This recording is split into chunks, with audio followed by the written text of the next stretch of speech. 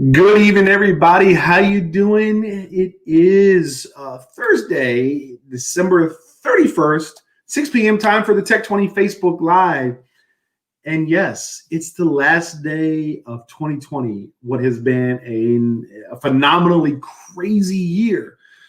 It started out in January with Kobe Bryant and his daughter going down in an aircraft or a helicopter accident with several other people. Very, very sad. Into COVID and the shutdown and just the general craziness that has brought. But we're here. And so shout outs to everybody who has walked this walk over the last 8, 9, 10 months and is still here standing. Shout out to everybody who's on the front line. Shout out to the businesses that have survived. Thoughts go out to businesses that haven't, and hoping that things can come make a comeback. But here's a shout out to 2021. It's going to be better. It's going to be better. Vaccines are going to go out.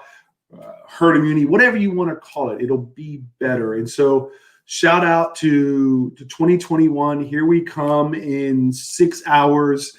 Everybody who's going to be enjoying the New Year's, Happy New Year's to everyone. Be safe if you're out partying. Be safe. One, social distance. Do what you're supposed to do. Don't drink and drive. Just be safe. End 2020 on a positive and get into 2021 ready to go. Let's get started. So, bad news. I hate to say it, but I just read today that T-Mobile, there are customers within T-Mobile that are being notified of another data breach. This is their second one in recent months. And they said that in the past few days, they began to notify affected subscribers of malicious, unauthorized access to some of their account information. Now, what they have said is it was limited to what the FCC is calling customer proprietary network information. That can be phone numbers, number of lines associated with an account, potentially information about calls placed, phone numbers called, timing, duration. Did not include names on the account, physical email addresses, financial, some of the more personally identifiable information. And they provided a statement to Bleeping Computers that it was less than 0.2% of their customers.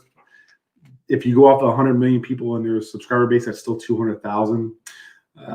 So it may not put people at immediate risk, but if you are a T-Mobile customer, and even if you haven't gotten notification, just be aware that some of this information could be used in terms of phishing attacks, phishing emails, social engineering attacks. Just be on guard and make sure you're being careful of any funky looking emails that may be coming through, or just whatever. Just be cautious. So ending it out kind of like we started, how it's been all year long, with the data breach, and hopefully T-Mobile will get this squared away. Heading into 2021, podcasts in 2020 became a big deal. A lot of people, they were already there on the surface, and it was something that people began to do more of, just because of with COVID. You're at home, you had time, way to market your business or market yourself, or just put information out there and share your story. Well, Amazon is they're buying Wondery. It's a 4-year-old company that produces popular true crime dramas such as Dr. Death and Dirty John. Some of them been turned into TV series. I never heard of Wondery personally. Not something that I knew a lot about, but Spotify actually bought 2 podcast companies in 2019, and added some high-profile people to its roster, including Prince Harry and Meghan Markle. So the way it's being described is that Wondery Podcast will be part of Amazon's music streaming service, and that's how they're trying to build up that service beyond just music. But if you're looking to get into podcasting, look at Wondery, look at Amazon. May be a good platform to use. I don't know a lot about it, so I can't speak to it a whole bunch. But Amazon diving in as they dive into many other things and kind of have their fingers in a lot of different pies. So check out Amazon and Wondery if you're looking to maybe start podcasts in the new year. 4K resolution, that's so 2020. I think that's what we'll hear, because guess what? 8K resolution. LG is coming out with a line of TVs that will have 8K resolution. Now, being a tech guy, I will readily admit that I don't know in depth when it goes to I know what 720p, 1080p, and 4K. I understand, high def, ultra high def, but 8K. It's like, will you physically be able to see the difference between a 4K and an 8K? I don't know. But LG is unveiling a new line of TVs that will use mini LED technology. Again, I don't know a lot about it.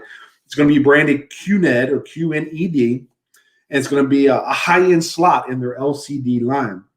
They will come in sizes up to 86 inches. I like that. 10 models featuring 4K and 8K resolution. They said the mini LED light sources will provide better lighting control and contrast than the standard edge lit or full array backlighting seen in TVs now. So what does that mean? What's the pricing? Didn't see it in this article. I'm sure it'll be expensive. It's new technology. Will it look that much better? Will it make your movies pop more? Who knows? But be on the lookout for it. It's supposed to be coming out in 2021, 8K resolution. I'm sure there's going to be plenty of TVs that are 4K, 8K side by side to do a comparison. So be on the lookout for it. Looking ahead, what are some tech predictions for 2021? What are some things that we will potentially see or that are on the horizon for 2021? One of the interesting things, and I've been kind of hearing rumblings about this, I'm not sure just how far it will go, but a lot of people think that we will start to be paying for email in 2021, that the days of the free Outlook.com, which is Microsoft, or the free Gmail or free Yahoo are going to go by the wayside. June 1st, Google no longer allow users to upload photos and videos to Google Photos for free, which means that free account with this 15 gigabytes of storage between email, photos, Google Drive, with photos, it gets used up very fast. So now you have to pay. Usually they start out $2 a month, $1.99 for 100 gigs of storage, which if you use a lot of Gmail, if you're a power Google user, then you'll blow through that quickly. Microsoft and Yahoo still free, but you have ads. You can certainly buy the premium service, which is $5 or $3.49 a month to go ad free. And Yahoo, if you don't know, just so you are aware, Yahoo is eliminating the ability to forward mails from Yahoo Mail beginning next week. So you have to pay for the service. If you don't, then emails that come into Yahoo will not forward out. And if you have forwarding, it's basically going to stop. Second thing, a lot of people are seeing that big tech, Apple, Alphabet, Google are up at the same, Facebook, that the new administration of Biden-Harris is not going to be any friendlier to them than the current administration. There has already been rumblings that Joe Biden has been complaining to the social media network, being Facebook, about disinformation about him. And so big tech's not going to find it any easier in the new year. Streaming wars, all the cable cutters using different streaming services, they're predicting that they're going to lose a player, that there's going to be some jostling going around. You have HBO Max, Peacock, a couple of new ones that are coming out, Paramount Plus, Discovery Plus. A lot of people think that Paramount Plus will be the one that goes by the wayside. But you're going to continue to see more of the streaming stuff. Warner Media has already said that its entire slate for HBO Max and Disney Plus will have several first-run fair schedules as well. And so you're going to continue to see streaming wars, but you may start seeing some gobbling up and some smaller players fall by the wayside. Yeah, 5G is not going to get any better. We won't even talk about that. 5G is there. It's being sold, but it's not any better than 4G, not yet. It'll be the back half of 2021 before that actually is a big difference. A lot of people are predicting that some of the local retailers are going to find a way to compete with Amazon. I'll be curious to see how this plays out, but a lot of people are saying that they believe a service is going to be developed that will help local retailers compete with Amazon, with the Amazons of the world, by letting customers order direct from a website. Some of that's there, but it's expensive. I do think that the technology, as it's gotten cheaper, will allow local retailers to compete.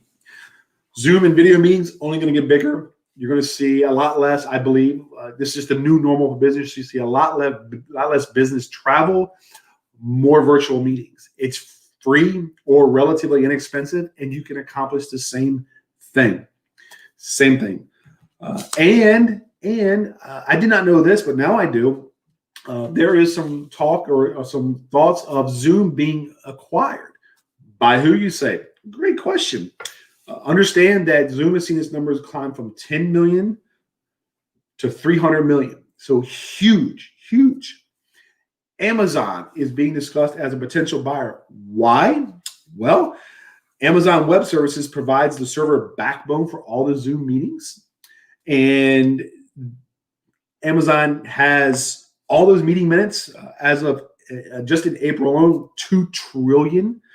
So it makes it an attractive target. So keep your eyes open. It may happen.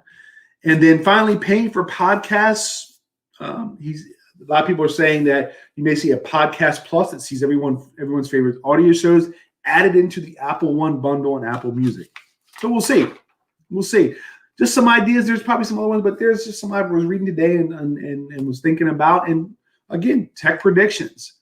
So let's look back. What was the tech that got us through 2020 and the absolute zaniest, the zany world we lived in this year?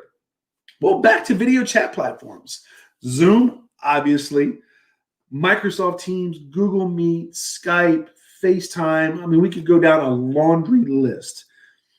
But those video chat platforms helped us stave off isolation, being alone, having a completely shuttered business and not do any work, networking across the board. Video chat platforms helped us. And another little statistic on Zoom is its stock price went up 392% year to date as of close of markets on 12/29. So that was a missed opportunity if you didn't invest. Streaming services, again, kids being home, families being home, parents being home. Netflix reported adding 26 million global subscribers in the first half of 2020. Year over year compared to 12 million. So huge. Disney reported its Disney Plus streaming service had already amassed 73.7 million paid subscribers as of November. And this is all part, I mean, the movie theaters got shut down, which added a wrinkle to it. And so what happened? Disney debuted Mulan and Soul on its platform, while Warner Brothers had launched Wonder Woman 84 in theaters and on HBO Max. And Warner Brothers has already announced that its entire slate of 2021 films will stream for a period of a month after their release. We'll see if other studios follow suit. But again, just another way that got us through, got us to this point and moving into 2021. Video games, certainly video games. I'm sure there's plenty of kids that play video games. There's probably parents. I play video games. Nintendo, 428% year-over-year growth, driven by 166% increase in hardware and 123% increase in software sales. That's impressive. Xbox sold out. PS5 sold out. The IDC global video game revenue is expected to rise 20% in 2020, topping out at 180 billion. Online ordering, Grubhub, Uber Eats, DoorDash, way to get food delivered to your house with eat out without eating out. So desktops and laptops, long thought to be dying out. Global PC market grew by 13% in the third quarter, the most growth the industry has seen in 10 years. So those are, I mean, webcams. That was the other thing, webcams. Let's see. Webcams exploded in growth by 28.3% because everybody had webcams to do Zoom calls because we were Zooming. So that's some of the tech that got us through. I'm sure we have other things that any of us could talk about. And if you have a piece of technology that helped you get through 2020, post it in the comments. What got you through 2020? And then what are some things that you may be looking forward to in 2021 tech-wise? Things that you've heard about on the horizon, things that I talked about in the looking ahead. Post what has helped get you through in 2020. I would love to hear it. Love to hear it. Speaking of tech, anybody got a new drone or is thinking about getting a drone? Well, check out the new FAA regulations. Monday, the FAA launched its latest set of drone regulations. When they go into effect, it would allow licensed drone operators to fly their UAVs at night as long as they have additional training and outfit their vehicles with anti-collision lights. Starting in 2022, the FAA's remote ID requirement will any drone that is sold in the U.S. that weighs more than a half a pound has to come with a way to broadcast its location and identification to local authorities. Digital license plate. A year after that, it'll be illegal to fly a drone in the same weight class without the tech in most circumstances. So new requirements, they said that the FAA, I can't speak, has said the requirement is a major step toward the full integration of drones into the national airspace system. And a lot of these rules, a lot of people think that this is going to clear the way for companies like Amazon and Alphabet's Wing subsidiary to operate drone delivery services. So more on that. One thing about the Nashville bombing, I read this article and I caught my attention because I know people who talk about 5G, and we've heard all this hoopla about 5G, and the new iPhones are 5G compatible and blah, blah, blah. Well, the suspect the alleged suspect who detonated the bomb in Nashville on Christmas Day, who died in that bomb, in that explosion, they believe that it was a part of basically a terrorist attack against 5G and the conspiracy theories that are out there about 5G. They said that law enforcement and intelligence agencies warned in May of this year about threats targeting the 5G communications infrastructure. And this particular explosion was right outside an AT&T area. It's next to an AT&T building, and there was some effect from that. So sadly enough, call it misinformation, call it conspiracy theory, call it whatever, but there are people out there that believe that 5G is not good and want to see it not become mainstream. And they think that this particular explosion could have been tied to that. And again, if you ever want to know more about 5G and kind of pros and cons, from an unbiased third party, I know someone who knows a lot about it and would love to introduce the two of you. Finally, but not least, last but not least, finally, but not the end, one of the things that is being completely deprecated or considered legacy, it is not to be used anymore, is Adobe Flash. Finally, Adobe Flash will be going away. Adobe Flash was one of those things that really allowed interactive experiences early in the days of the internet. And Flash made it possible for web-based games and videos. However, it was also a huge vector for attacks and malware. And so just about every major browser, Chrome, Firefox, Internet Explorer, now Edge, your big ones, disabled or blocked Flash content as the industry migrated to the HTML5, which is more secure. It's the standard being used for multimedia coding. Adobe support for Flash will end today, and the Flash Player utility will block Flash content after January 12th, so 12 days. All major browsers were completely disable Flash from running after the end of the year, so it's dead. So, okay, great. Well, how do I uninstall it? Pretty simple. One of the best ways to do it is if you have the Adobe Flash Player utility installed on a PC, Start button, Control Panel, Add or Remove Programs or Programs and Features, look for Adobe Flash Utility, left click, uninstall, take it off. Mac, it's based on the version of Apple's operating system that you're using. So you have to find that out, what version you're using, then you can download an uninstaller for Flash for that specific Mac OS. Browsers, you don't need to worry about it. It's being blocked by default unless you manually overrode it. But incoming updates, that will be removed completely. So make sure you're updating your browser, because in doing so, you will make sure that Flash is being removed from your browser. And don't worry, if you have to go to a website that still uses Flash, that probably means that website hasn't been updated in ages and probably won't be updated. So it's probably not a website that you should go to. But Flash is done, so get rid of it. What do you want to know about as we go into 2021? Let this be a year of learning, and you tell me what you'd like to know about. Ask me the questions, comment, let me know. Would love to provide information, give you a shout out, and help out. That's what the Tech 20 is for, is to help educate and just share what's going on in the world of tech and beyond. I appreciate everybody for watching. Stay safe tonight. Be careful if you're partying. Wear your mask. Be around people that you know are not, don't have COVID-19, or just stay home. And if you're out, don't drink and drive. I know it's hard. You may be part of it. Don't drink and drive. Be safe.